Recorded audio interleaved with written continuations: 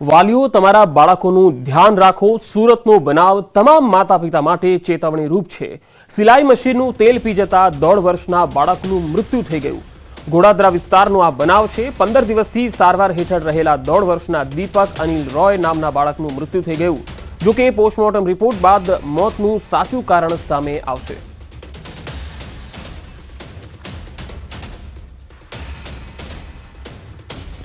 तेल पी लिया था। कैसे पी लिया? वो मतलब खेल रहा था, सेम बोतल था वो तेल के, पानी वाला छोड़ के वो तेल वाला पी लिया। नहीं, वो दोनों मतलब लेके दोनों बउआ था, छोटा वाला बड़ा वाला दोनों खेल रहा था। और खेलते खेलते कखनी पी लिया से नहीं देखे, लेकिन उसको जब पी लिया ना, वो टी शर्ट जो भीज गया, तब देखियो जो टी शर्ट भीज गया है, तेल पी लिया। खाना देने के लिए आई थी मेरी मैडम, जहाँ पे मेरा काम चलता है। तो वो इसी पानी का बोतल में 10 वाली पानी के बोतल में ऑयल था, 10 वाली पानी का बोतल उसके हाथ में था। पानी वाला बोतल उन्होंने छोड़ दिया बच्चे ने, और ऑयल वाला बोतल पकड़ के मुंह में डाल लिया। और कितना उसके अंदर गया होगा इसका अनुभव नहीं था, क्योंकि बोतल बड़ी नहीं थी, क्योंकि उसमें थोड़ा ही सा रहते हैं, वो खाली सुई निडल में डालने के लिए। तो सूरतનો આ બનાવ ખરેખર વાલીઓ માટે ચેતવણીરૂપ છે। અહીંયા બાળક રમતું રમતું શું ખાઈ પી રહ્યું છે તેની માતા પિતાને ખબર પણ નથી હોતી, અને જ્યારે ખબર પડે છે ત્યારે ખૂબ મોડું થઈ ચૂક્યું હોય છે। બાળક ગુમાવવાનો વારો આવ્યો છે। સુરતમાં સિલાઈ મશીનનું તેલ પી ગયો। 4 અલગ અલગ તસવીરો આજે અમે આપને બતાવીશું, જેમાં પહેલી તસવીરમાં બાળક સિલાઈ મશીનનું તેલ પી ગયો અને તેને મૃત્યુ થઈ ગયું। બીજી તસવીર કચ્છની છે કે જેમાં માતા પોતાની બાળકીને તવેતાથી એટલો માર મારે છે કે બેરહેમીપૂર્વક બાળક જે છે એ પોતે બચાવવા માટે આજીજી કરતું રહ્યું છે, પરંતુ માતા તેને છોડતી નથી। ત્રીજી તસવીર પાલનપુરની છે, એ પણ તમે જોઈ શકો છો। 2 માસના શિશુને તરછોડીને માતા ફરાર થઈ ગઈ। અને ચોથી તસવીર આણંદના ઉમરેઠથી આવી રહી છે, જેમાં એક બાળક જે છે એ શ્વાનનો શિકાર થયો।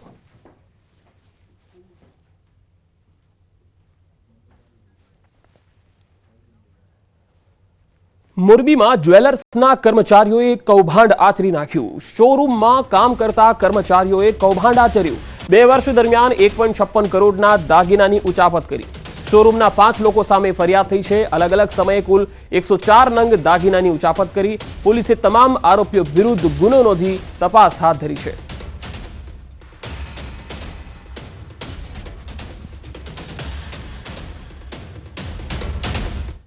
પીટી જાડેજા દ્વારા સંકલન સમિતિ પર કરાયેલા આક્ષેપ મામલે રમજુભાઈનું નિવેદન આવ્યું છે। કહ્યું છે સમાજમાં અપીલ કરી છે કે વાણી વિલાસ પર ધ્યાન આપવું, અનુશાસનમાં રહેવું।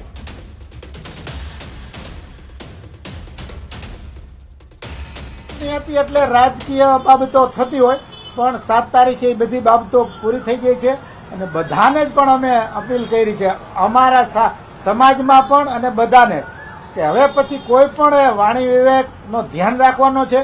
કોઈના માટે બિનજરૂરી શબ્દો વાપરવાના નથી, અને આ બધાને લાગુ પડે છે।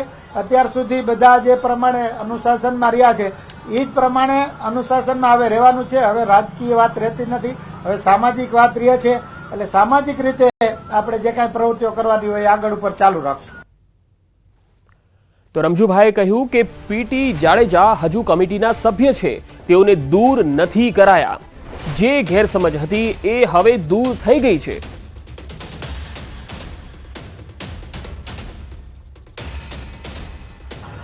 સામે પક્ષે કોઈને કોઈ રીતે એને નબળા પાડવાનું આ તે એવા પ્રયત્નો થતા હોય છે, અને એના ભાગરૂપે કાંઈક ને કાંઈક થતું હોય છે। એમાં જે કાંઈ પીટી જાડેજા સાહેબ એ વાત કરી, સંજોગો વસાત જે કાંઈ એમના પોતાના ટેન્શનમાં હોય, અથવા તો બિનજરૂરી વ્યક્તિઓ દ્વારા એમને જે કાંઈ પરેશાન કરવામાં આવતા હોય ફોન કરીને હાથે, એના એક ચિંતામાં એ કે જે કાંઈ બોલ્યા, પણ એ પ્રશ્ન આંતરિક પ્રશ્ન સંસ્થાનો હતો, અને આંતરિક પ્રશ્ન 2 દિવસ પહેલા જ પૂર્ણ થઈ ગયો છે। એમની યારે વાતચીત પણ થઈ ગઈ। તો પીટી જાડેજાએ જે પુરાવાની વાત કરી તે ખોટી હોવાનું રમજુભાઈએ જણાવ્યું। તો ચૂંટણીને લઈને પણ પોતાનું મંતવ્ય વ્યક્ત કર્યું। લોકસભાની ચૂંટણી ખૂબ જ શાંતિપૂર્ણ રીતે પૂર્ણ થઈ, અને એના માટે જે કાંઈ ક્ષત્રિય સમાજની નિર્ધાર હતો, એનું આયોજન હતું, એ મુજબ અત્યાર સુધીની જે ચૂંટણી હતી એમાંથી સૌથી વધુ શાંતિપૂર્ણ રીતે પૂર્ણ થઈ. એના માટે સમગ્ર પ્રજા, સમાજના પ્રજાના જુદા જુદા વર્ગો ધન્યવાદને પાત્ર છે. મતદાન બાદ અમરેલી ભાજપનો આંતરિક વિવાદ સપાટી પર આવ્યો. સાંસદ નારણ કાછડિયાના આક્ષેપ પર બોલ્યા ઉમેદવાર. ભાજપ ઉમેદવાર ભરત સુતરિયાએ સાંસદને પત્ર લખ્યો. બોલતા નથી આવડતું એવા કટાક્ષ સામે સુતરિયાનો જવાબ. આપને ભૂલાઈ ગયું હશે તેથી પત્રથી યાદ અપાવું છું. લાઠી તાલુકા મહામંત્રી બન્યો ત્યારે આપને થેન્ક યુ કહ્યું હતું. 2010માં લાઠી તાલુકા પંચાયતનો પ્રમુખ બન્યો ત્યારે થેન્ક યુ કહ્યું હતું.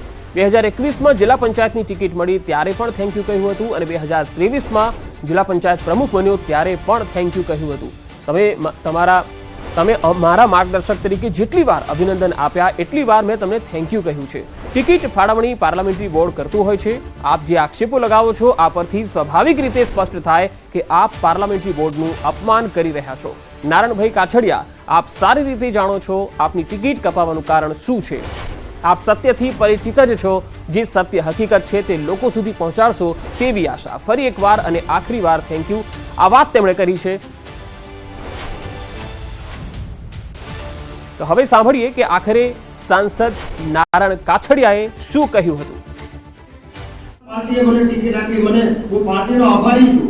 મને કોઈ રંજ નથી, પરંતુ તમે જે સિલેક્શન કર્યું છે ને કે તમે અમરેલીની 23 લાખની વસ્તી અને તમે 17.5 લાખ મતદારોનો દ્રોહ કર્યો છે.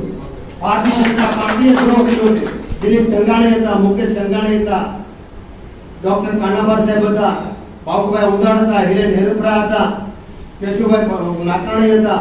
કેટલા ભારતીય જનતા પાર્ટીમાં મજબૂત ચહેરાઓ હતા.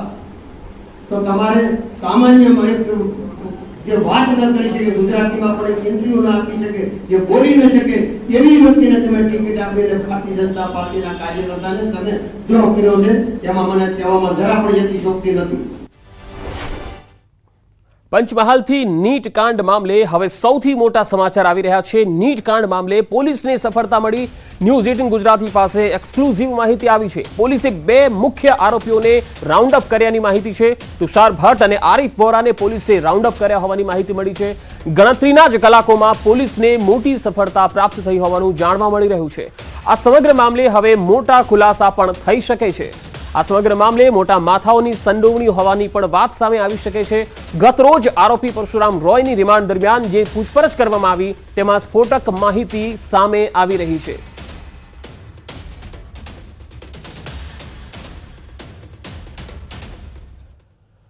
અમદાવાદમાં નિકોલ પોલીસ સ્ટેશનના પીઆઈ સામે ફરિયાદનો જે મામલો હતો, બંને ફરિયાદની તપાસ એક જ ડિવિઝનના એસીપીને સોંપાઈ છે. એચ ડિવિઝન એસીપી કરશે બંને કેસની તપાસ. ગઈકાલે રાત્રે વધુ એક પીએસઆઈ દ્વારા પીઆઈ કે ડી જાટ સામે કંટ્રોલ રૂમમાં ફરિયાદની ઘટના સામે આવી હતી.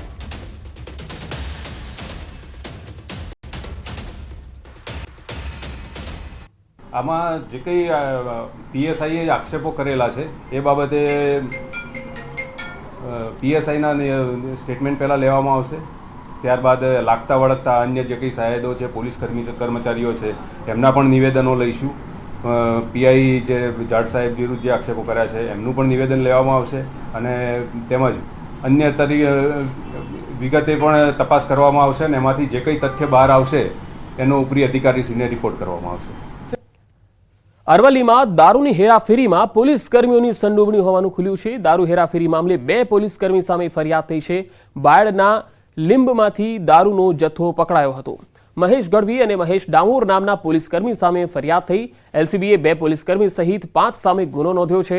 બાયડના લીંબ પાસેથી એક વ્યક્તિ પાસેથી 1.26 લાખ રૂપિયાની કિંમતનો દારૂનો જથ્થો પકડાયો, જેની તપાસમાં પોલીસ કર્મચારીએ વિદેશી દારૂનો જથ્થો પહોંચાડ્યો હોવાનું સામે આવ્યું.